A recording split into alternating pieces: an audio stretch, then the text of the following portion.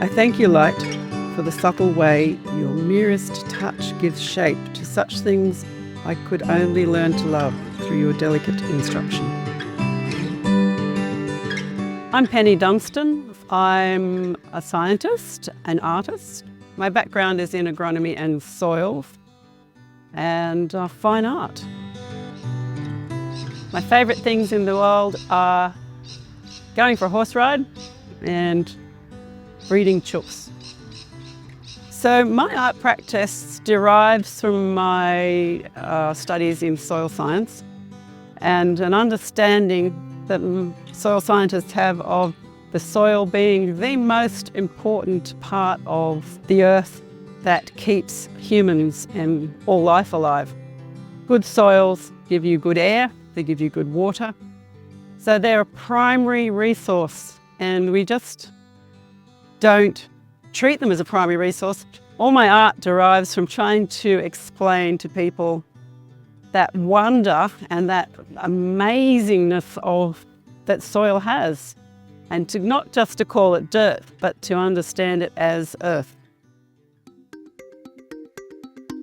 I was interested in Liddell because I understood it to be extremely old, and that the level of craftsmanship to make that power station still work was enormous, because every part that broke had to be handmade. Like stepping back, I don't know, into the 1950s. So at Liddell, the type of material that I'm interested in is the fly ash. Now, that's not actually made of flies, but it's the ash that happens when you burn coal, or you burn any sort of wood, even if it's old Permian wood. You burn it and some ash sinks to the bottom, then some floats up your chimney. So I'm interested in what's Permian, which is the coal, and what's Anthropocene, which is the manufactured fly ash, and how those two relate together.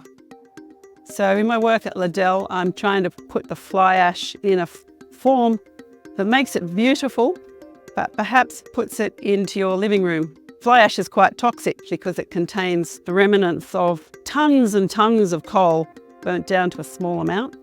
So the works that I've derived here contain the fly ash inside a plastic resin so that it's safe for you to look at and perhaps to contemplate.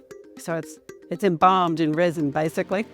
That ash was once coal, which was once trees, which was once soil in the Permian era.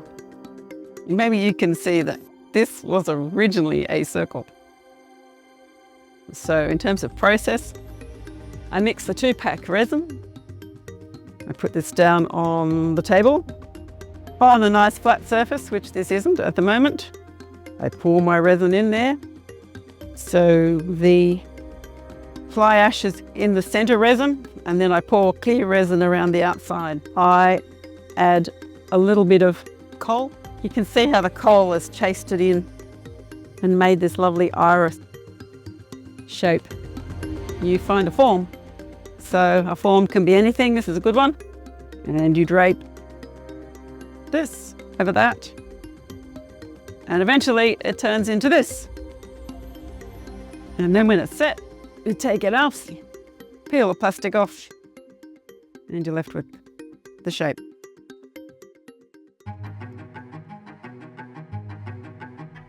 I have to say that making something in your carport with the horses and the hay and the dog, and then finally picking it up and transporting it into the gallery, this amazing transformation happens, especially in this gallery space at Singleton.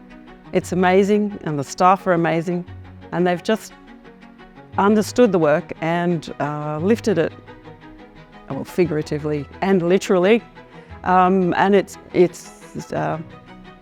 more than what I expected. Yeah, so much more. So I've chosen to work with bowls over the last few years because bowls are what we would use in a domestic setting, that we eat from, that we give to people, we fill with food, we pass around, we share with our friends, we share with our family. And the power station ash is quite toxic. So I want to put those two ideas together and see what happens on that edge where you've got the care and then the toxicity hanging together there. So Liddell gave us a great gift of warmth, of electricity, of care, of home, of jobs. But on the other hand, the shadows that cast from Liddell are things like the toxic ash, the interruption of water, the underground water, the holes in the earth that are left. We have all these issues about what happens next, but there's always hope because you can work with these things. So in this work, I have tried to transfigure waste, the ash, into something of beauty.